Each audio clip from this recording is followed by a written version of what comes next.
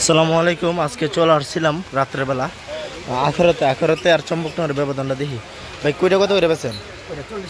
40 টাকা। আর টমেটোটা 80 টাকা। আর এইটা ঝেঙ্গা বাইগন রামাইশটা আখাউড়াতে তো এই সড়ক বাজারে এই আমি ভাই মহিটা কত বলছেন বড় ভাই? 30 টাকা। তো আমাদের চম্পকনগরের তুলনায় আখড়াতে কিন্তু সবজির দাম অনেকটাই কম।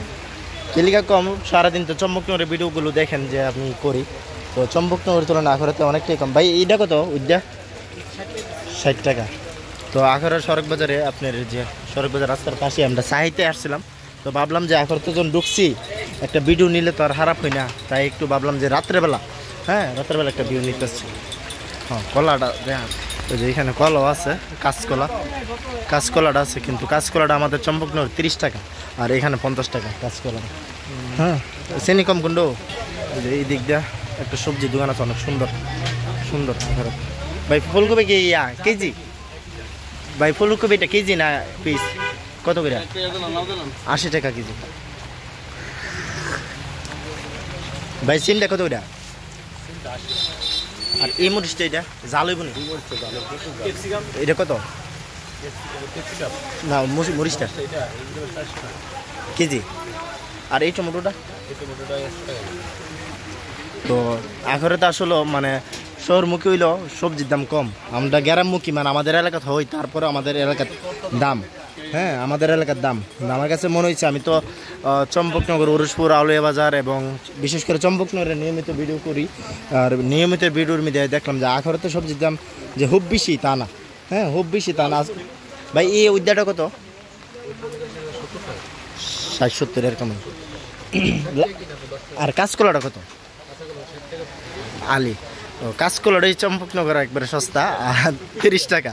মানে আমি আজ মাগরিবের সময় কিনছি, আর আজকে এশারের পরে ব্যবধানটা হলে তো ঢুকেই। ভেন্ডিটা কত ভাই? 60 টাকা। মিষ্টি কুমড়া কেজি কত বেছেন? 50 টাকা।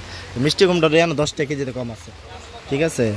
এখানে মোটামুটি অনেকটাই কম। এর মধ্যে মানে বামনবাড়িতে বেলে কলা না, এই জন্য একটু 10 টাকা বেশি, 10-20 টাকা বেশি রাখে।